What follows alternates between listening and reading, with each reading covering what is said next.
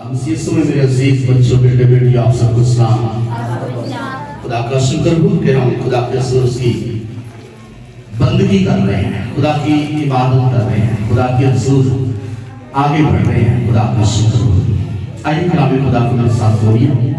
जिसके पास बाइबल है अपनी अपनी बाइबल खोलिए और खुदा के कलाम को सीखने के लिए, जानने के लिए आइए पढ़िए मेरे साथ कलाम खुदा में से दूसरा तवारीख। हालेलुया, तेरा शुक्र हो। उसका 15 बाब, तेरा शुक्र। हालेलुया, तेरा शुक्र। और की दूसरी आयत से कलाम खुदा में से पढ़ते हुए सीखते हुए आपने हिस्से की बरकत को पाएंगे। हालेलुया, तेरा शुक्र हो। मिल गया सबको होगा। कलाम खुदा में से हम देखते हैं अगर कोई बुलंद आवाज से इसकी तिलावत करेगा तो हम बरकत पाएंगे। दूसरी आयत, दूसरा तवारीख 15 बाब और उसकी दूसरी आयत को आज हम अपने लिए पढ़ते हुए सीखते हुए बरकत को नसीब करेंगे। जी, कोई अगर तिलावत करना चाहता है तो बुलंद आवाज से कर सकता है।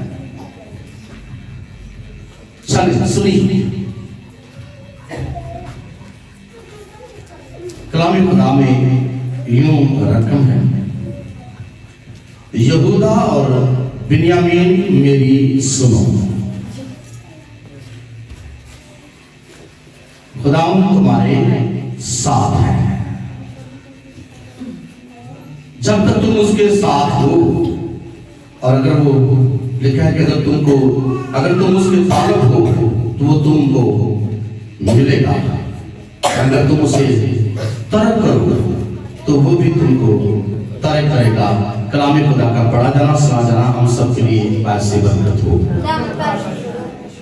मेरे अजीजों, मेरे बेटे मेरी बेटी, ये पैगाम जो आज हम सुनते हैं, ये पिछले हफ्ते भी पैगाम सुनाया गया था इसी तरह के। आपने सुना होगा। किस किस को याद है पिछले हफ्ते यहाँ मौजूद थे जो पैगाम पिछली दफा था, जो पैगाम पिछली दफा सुनाया गया था? किस किस को याद है?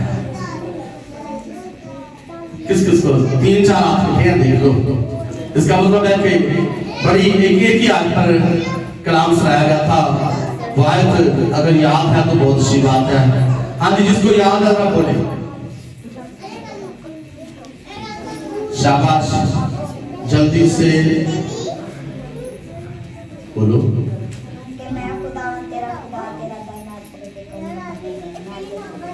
चले जी, जोरदार ताली। वहां भी खुदा फरमाना है कि मैं तेरा दाहिना हाथ पकड़ दूंगा और तुम्हें क्या करूंगा? तेरी बहरोमंद करूंगा, मैं तुम्हें बचाऊंगा, मैं तुम्हें छुड़ाऊंगा। यहाँ हम 3 शख्सों की बात, आज हमने कलाम खोला ना, यहाँ 3 आदमियों को देखते हैं। इनमें से बच्चों आप बहुत गरीब हो, मुझे नजर नहीं आती हो।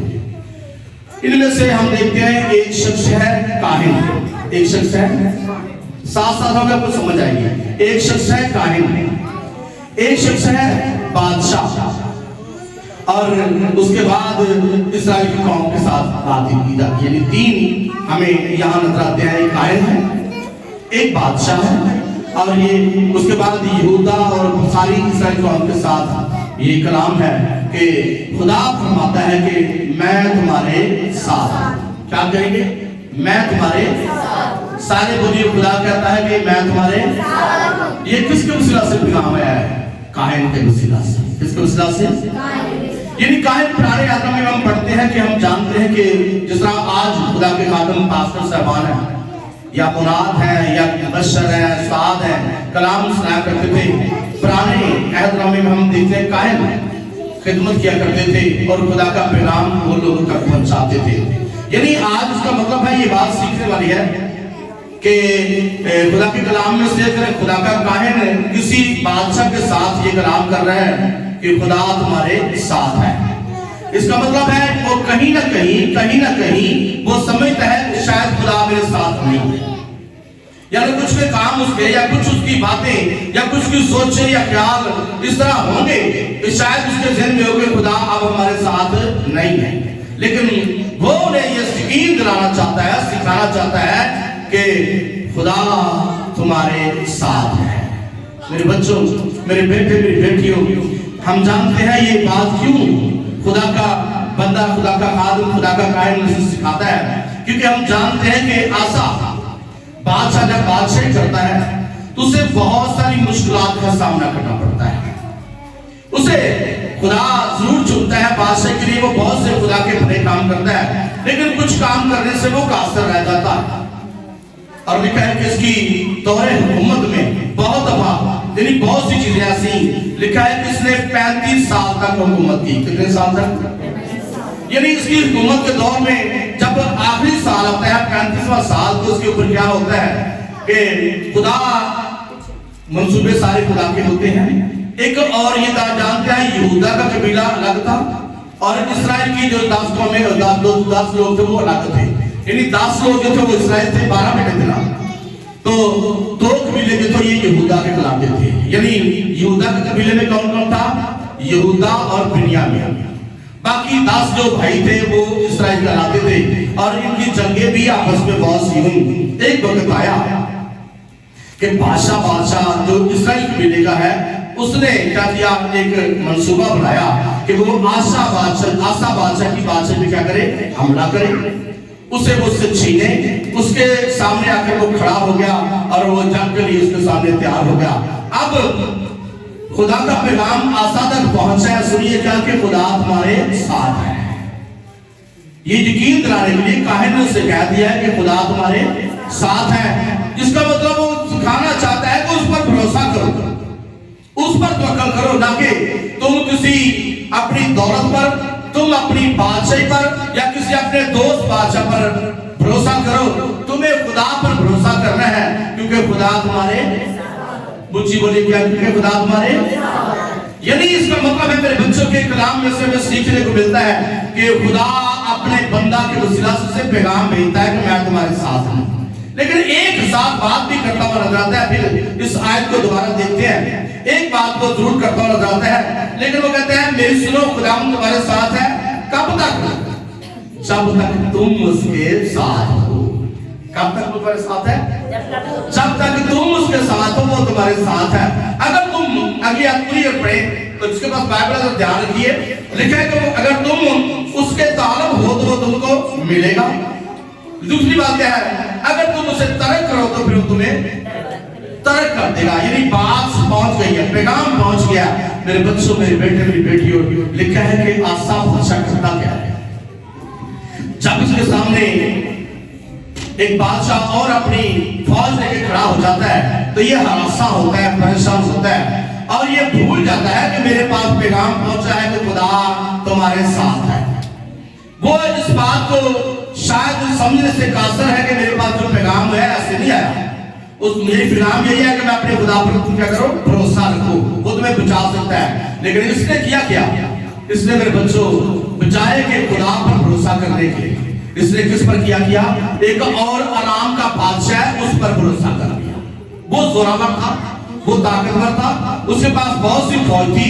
इसने कहा कि मैं ऐसा करता हूं कि बजाय कि मैं इसके साथ जंग करूं या मुझे मारे आकर, क्योंकि हम जानते हैं कि इस्राएली कबीले में कितने थे? 10 और ये कितने थे?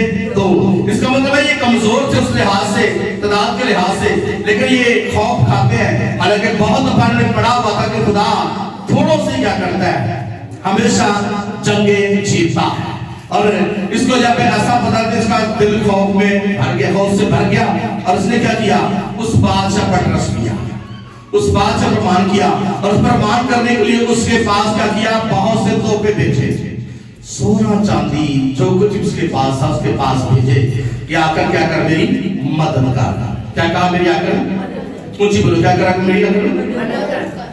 हालांकि पैगाम पहुंच गया कि खुदा तुम्हारे साथ है, लेकिन ये फिर खुदा से मदद नहीं मांग रहा, बल्कि ये बादशाह के पास क्या है कि मेरी मदद कर। क्योंकि बादशाह वो जोरावर था, उस जो बादशाह था, उसने जब देखा कि आराम का बादशाह मेरे सामने आ गया है, वो मेरे यानी मुकाबले को आ गया है, तो हुजूर ने लिखा है कि वो डर कर वहां से चला गया, भाग गया।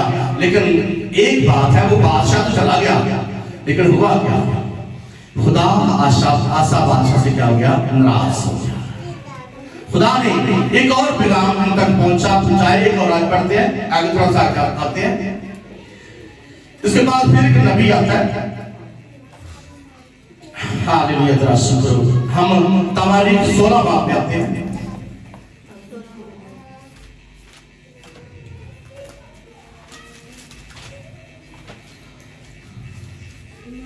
और इसकी हम देखते हैं आखिर 9 आयत। ये ऊपर जाकर देखिएगा, सारा इसको आपको पढ़ने को मिले तो आपको समझ आ जाएगा कि खुदा उसे सिखाता है, बातें बताता भी है। अगर 7 आयत को पढ़े ना तो वहां जाकर हमें पढ़ने को सीखने को मिलता है कि उस वक्त हनानी गैर बीन यहूदा के पास यानी आसा के पास आकर कहने लगा, चूंकि तूने आराम के बादशाह पर क्या किया है, भरोसा किया है, और खुदा अपने खुदा पर भरोसा नहीं किया, इसी सबब से आराम के बादशाह का लश्कर तेरे हाथ से बादशाह निकला। यानी इसमें सिखाता है कि उसने तेरे हाथ को शिकस्त खानी थी, लेकिन इसकी वजह से कि तूने बादशाह पर ट्रस्ट किया तो वो तेरे हाथ से क्या हो गया, बादशाह निकला है। अगली बात फिर सीखते हैं इसके आगे से, वो बादशाह निकला है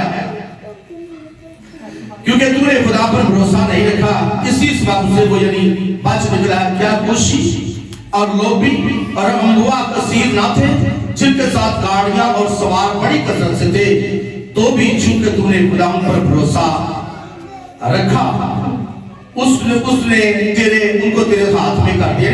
बता रहे हैं तेरा इन्ने लोग तेरे सामने आए, क्या खुदा ने उन्होंने तेरे हाथ से नहीं किया, लेकिन तू भी फिर भी किया, तू खुदा पे भरोसा नहीं किया, क्योंकि वो अब सारा कलाम फिर उसके पास पहुंच गया है। क्योंकि खुदा की आंखें क्या करती है जी, सारी जमीन पर फिरती है।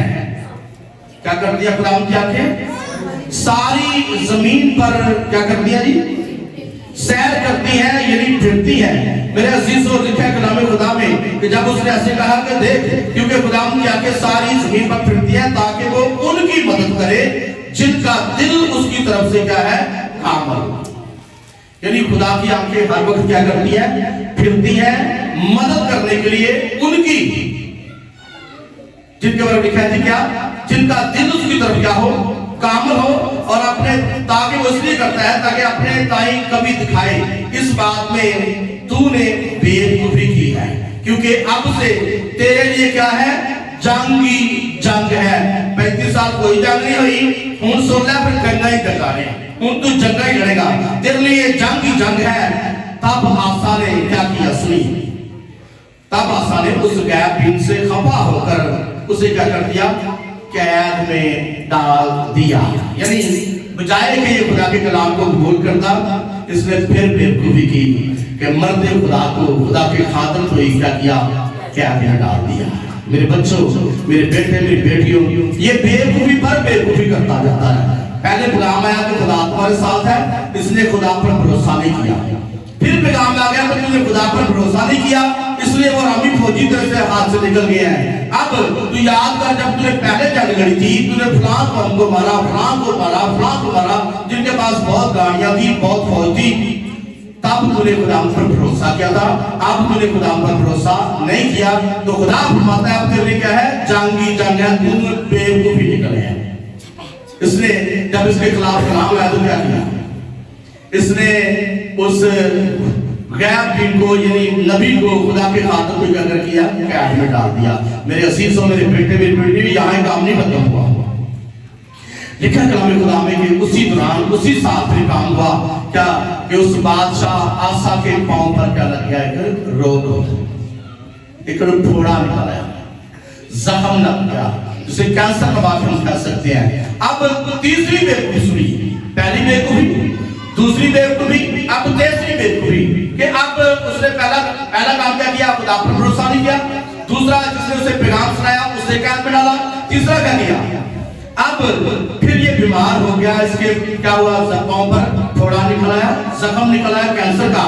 अब भी ये चाहता तो वापस लौट सकता था कि जब तुम तरक करोगे तो तुम्हें तरक करेगा, जब तुम उसे पाने की कोशिश तालब होगे तो तुम्हें मिल जाएगा। ये फिर भूल गया। अब ये क्या करता है, जख्म हो गया, फोड़ा निकल आया, अब ये फिर खुदा पर भरोसा नहीं करता, बल्कि किन पर, डॉक्टरों पर, अपनी दौलत पर, अपने बादशाह होने पर। मैं बादशाह हूं, डॉक्टरों की मानो साधना सारे आगे मेरा इलाज कर देंगे, और इसने ऐसे ही किया। लेकिन मेरे बच्चों, इसका ये काम भी खुदा को पसंद नहीं आया। इस वजह से क्या हुआ कि वो रोग बढ़ता बढ़ता कहां तक पहुंच गया कि उसने आसा बादशाह क्या गया, मार दिया। मेरे अजीजों, मेरे बच्चों, मेरे बेटे, मेरी बेटियों, आज का पैगाम आपके लिए, मेरे लिए इस मैसेज के बारे से यही है, हम इस बात को याद रखें। हम भी जब हमारे पास ये पैगाम पहुंचे खुदा की तरफ से, तो उसे रिसीव करने के बाद क्या करें, उस पर अमल करें। अमल करेंगे तो खुदा जो उसकी आंखें क्या है, सारी दुनिया की सैर करती है, क्या करने के लिए, कि आपकी और मेरी मदद करे। मदद नहीं मैं किसी को पुकारा, यानी वो मदद के लिए हर वक्त हर इंसान को देखता है, पूरी दुनिया को देखता है, ताकि उस शख्स की क्या करे, मदद करे जिसका दिल उसके जुर्ग क्या है, कामल। जिसका दिल उसके जुर्ग क्या है, दिल से मुराद कामल से मुराद है जो दिल से उससे मोहब्बत करता है। आज बहुत से लोग ऐसे हैं मेरे बच्चों, बहुत से ऐसे लोग हैं जो चर्चेस में भी आते हैं, प्रस्तुत भी करते हैं, गीत भी गाते हैं, साथ भी बजाते हैं, यानी बड़े बड़े जगह पर पहुंचते हैं। लेकिन याद रखिए, अगर उनके दिल पर गौर किया जाए तो दिल उनके खुदा पर कामल नहीं है, कामल दिल के साथ खुदा के साथ नहीं है। और बहुत वक्त क्या होता है, वो अपनी जिंदगी में मुसीबतों में, मुश्किलों में, तंगियों में, बीमारियों में फंस जाते हैं। और मेरे अजीजों, लेकिन फिर भी उन्होंने मेहरबानी जब ऐसे होता है तो फिर खुदा दे आत्मा को होते हैं, फिर खुदा दे घर में छोड़ के जाकर बादशाह कर दी, क्या करो, दुआ करो ताकि सी बच जाइए। मेरे अजीजों, मेरे बच्चों, मेरे बेटे, मेरी बेटियों, अगर हम पहले खुदा पर भरोसा रखते, अपना दिल कामत और भरोसा लेकर चलते, तो हमारी जिंदगियों में कभी भी ऐसे मसाइल ना आते कि हम फंस जाते, मुश्किलात में पड़ जाते। हम यानी खुदा से दूर होकर अपनी जिंदगियों में एक रोग नवार को न्याय ऐसा काम कर देते कि फिर उससे हम परेशान होते और चलते चलते आकर दुनिया से रखलती कर जाते। मुझे चंद रोज पहले शायद पहली बात की थी, मुझे लियास भाई चंद रोज पहले आप जानते हैं इस दुनिया से रखलत कर गए, चले गए। जानते हैं बहुत से हमारे इंग्लिश भी जानते हैं, भाई लियास साहब चाचू थे नमान साहब जी। भाई साहब, मैंने 2 हफ्ते पहले जिस दिन उन्होंने चले जाना था, मेरी उनसे बात हुई और मैंने खुदा का शुक्र है, मैंने बताया था आपको पहलवान जी के, मैंने खुदा का कलाम सुनाया। मैंने कहा मेरा पुत्रा बड़ी उम्र गुजार नहीं है, बड़ा वक्त गुजार गया है, 28-29 साल तो मैं तो बेलना प्यारी बहन जी। मेरा पुत्रा पता नहीं अगला साल जिंदगी है ही फिर नहीं है, तो आज ही वक्त है, तूने, मैं भी, तू भी, जो चले गए हैं वो भी, हम सब ने एक दिन जमीन छोड़नी है, कहाँ जाना है, खुदा के पास जाना है। और याद रखिए कि जिस हालत में हमने जाना है उसी हालत में सामने पेश हो जाना है। मैं क्या पुत्र ऐसी हालत जाएगा ते माड़ा काम भी, मैं चलना वो हालत जा जिदे में जाए तो ते खुदा दे फरिश्ते तेरे तालियां बजाना, तेरू वेलकम करना, तेरू खुश आमदीद कहना, ऐ ना होए क्योंकि वो साल चाहिए कोई ना कहना फाड़ दो तो उधर कर लो। इसलिए मेरे बच्चों, उसने इकरार कर लिया, खुशी की बात है, कहता ठीक है भाजन मैं अगले संडे पढ़ को चले जाऊंगा। मैं क्या तेरू आके करिए लोग खाइए बाद तोबा वास्ते बपतिस्मा है, नवी जिंदगी शुरू कर, ताकि इतने जमीन पे भी खुश रहे तो आसमान पे जाके भी खुश रहे। ऐसे जो कुछ करना है, ऐसी बारिश वाली सिगरेट से पीना है, भरोसा ना कर रहे तेन बचाना भी है, डॉक्टर तेन नहीं बचाना है, घर वाले तेन नहीं बचाना, अगर बचाना है तो किन्हें बचाना है, खुदा ने, खुदा यीशु ने बचाना है। इसलिए मैं बच्चों आज ये बात हम सीख रहे हैं, हम सारे इस बात पर ईमान रखें कि खुदा हमारे, ऊंची बोलिए खुदा हमारे साथ है। अगर खुदा हमारे साथ है तो पुरुष कहता है फिर कौन हमारा मुखालिफ है, अगर खुदा ही हमारे साथ है तो फिर कौन हमारा मुखालिफ है। और खुदा हमारे साथ कैसे है, ऐसे हम जानते हैं, बाइबल बयान करती है कि खुदा यीशु मसीह के वसीला से क्योंकि याद करो कि जब पैगाम इस्राएलियों के पास आया, यहूदियों के पास आया, कि एक बारी हमला होगा, बेटा देंगे, उसका नाम इमानुएल। क्या नाम? इमानुएल का तर्जुमा क्या है? यानी वो इमानुएल के वसीला से अब क्या है, खुदा हमारे साथ है। याद रखिए, अब हमने जिंदगी भर इस बात को याद रखना है, अगर यीशु मसीह हमारी जिंदगियों में है, हम यीशु के साथ हैं, तो खुदा हमारे साथ है। अगर हम यीशु मसीह के साथ नहीं है, यीशु मसीह के कलाम पर अमल नहीं करते, यीशु मसीह की टाणी होते हुए फल नहीं लाते, तो फिर खुदा कैसे हमारे साथ है? इसलिए हम इस बात को याद रखें। वो फरमाता है कि अभी हम गीत भी गाते हैं, अंगूर का की दरख्त मैं हूं, तुम सब क्या हो, मेरी डालियां हो। अब डाली होते हुए हमने ये जाहिर करना है कि वाकई हम उस दरख्त की डाली है जिसके वसीला से खुदा हमारे साथ है। हम अगर ऐसा करते हैं तो मेरे बच्चों, मेरे बेटे, मेरी बेटियों, हम यकीनन खुदा के सामने ये कहते हुए खुशी से हाजिर हो जाते हैं कि खुदा तू हमारे साथ है, तो हम भी तेरे तालब हैं, और हमारा दिल जो है वो कामल तौर पर खुदा हम तेरे साथ है, क्योंकि हम तेरे बेटे यीशु पर ईमान ले आए हैं। इसलिए हम जानते हैं कि जो कोई भी गुलाम यीशु मसीह पर ईमान लाता है, बयान करती है कि वो फरमाता है, यूहन्ना 3 बाब की जो 16 आयत है, हम बड़ी बार बार खुशी से पढ़ते हैं कि जो उस पर कोई ईमान लाता है वो हलाक नहीं होता, बल्कि हमेशा की, हम हमेशा की जिंदगी के वारिस बन गए हैं। किस वजह से? खुदा यीशु मसीह के वसीला से। अब क्या है, खुदा हमारे साथ है। अब हमने अपने आप को हमेशा खुदा यीशु मसीह में कायम रखकर अपने खुदा को अपने साथ रखना है। अगर वो हमारे साथ होगा तो फिर हमें किसी और की मदद की जरूरत नहीं पड़ेगी, फिर हमें किसी के सामने भी नहीं ये कहना पड़ेगा कि मेरी मदद करो, बल्कि वो मदद के लिए आप खुद आपके पास आएगा, ताकि आपकी जिस्मानी, रूहानी, फनासनी जो भी जरूरत हो वो खुद पूरी करे, क्योंकि वो हमारा बाप है।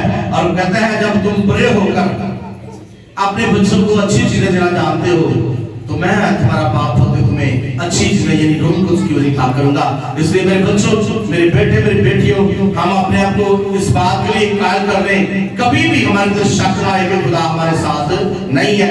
याद रखिए, हर जगह, हर पल जो आप गुजारते हो उसमें खुदा आपके साथ होता है। अब हमने इस बात को चेक करना है, खुदा तो हमारे साथ है, क्या हम भी उसके साथ हैं कि नहीं है? वो साथ तभी है जब हम उसके साथ हैं। अगर हम उसे तर्क करते हैं तो वो भी हमें तर्क करेगा। इसलिए यीशु आपको तर्क करना नहीं चाहता। वो कहता है कि तुम मुझे भूल भी जाओगे तो मैं फिर भी तुम्हें नहीं भूलूंगा, क्योंकि तुम्हारी सूरतें मेरी हथेली पर है। इसलिए मेरे बच्चों, मेरे बेटे, मेरी बेटियों, वो बहुत दफा आपको जब आप उनसे नहीं अपने साथ रखते, वो फिर भी आपके साथ साथ आपके पीछे पीछे होता है। मेरे बच्चों क्या करने के लिए? ताकि मेरा बेटा, मेरा भाई, मेरी बहन कोई हलाक ना हो जाए। इसलिए हम कोशिश करें कि हम भी अपने आप को हमेशा यीशु मसीह के साथ रखें, ताकि यहाँ पर भी हम खुशहाल रहें, यहाँ पर हमारी शादमानी कायम रहे, और आसमान पर जाएं तो खुशियां मनाएं। जब हमारी क्लैपिंग होती होगी, जब हमारी हार लेकर आते होंगे,